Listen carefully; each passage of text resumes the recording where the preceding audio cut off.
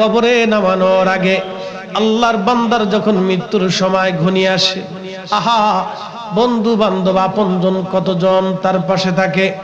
বাংলাদেশের বড় বড় গ্রুপ ইন্ডাস্ট্রির মালিক মারা গেল, হাজার হাজার কোটি কোটি টাকার মালিক মরে গেল, আইসিইউর ভিতরে মরে গেল, বন্ধু বান্ধব কেউ নাই। সিনিয়র ডাক্তার চিকিৎসা দিলেও যা, না দিলেও তা। ভারতের বড় বড় ডাক্তার চিকিৎসা দিলেও যা, না দিলেও তা।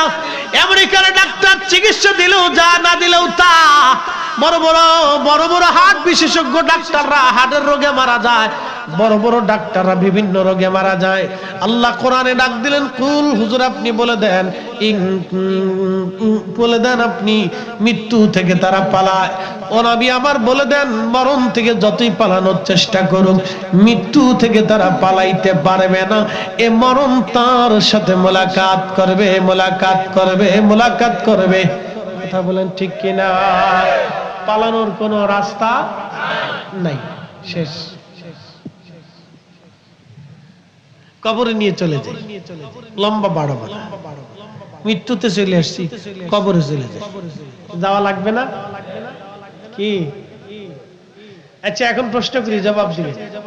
বাংলাদেশের সবচেয়ে বড় ধনী যে, ধরেন যমুনা, মেহেশ্বরের মাঠে আমার রব, আমার আল্লাহ তোমার গলার ভিতরে শুনে যান আজকে, তোমার গলার মধ্যে ওই জমিন থেকে শুরু করে একবারে সপ্ত জমিনের নিচ পর্যন্ত যত মাটি আসবে, সব মাটিগুলি আমার আল্লাহ একত্রিত করে জমা করে তোমার গলার মধ্যে আমার আল্লাহ ঝুলাইয়া দিবে হাসরের ময়দানে।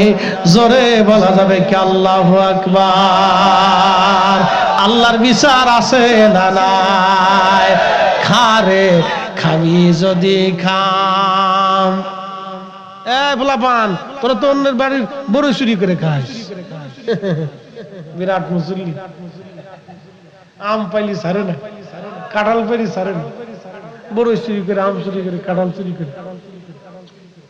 আচ্ছা, আপনাদেরকে একটু প্রশ্ন করি, বাদাম বেচে না? তো বাদাম আল্লাহ বাদাম বেচতেছে, 4-5টা ফুল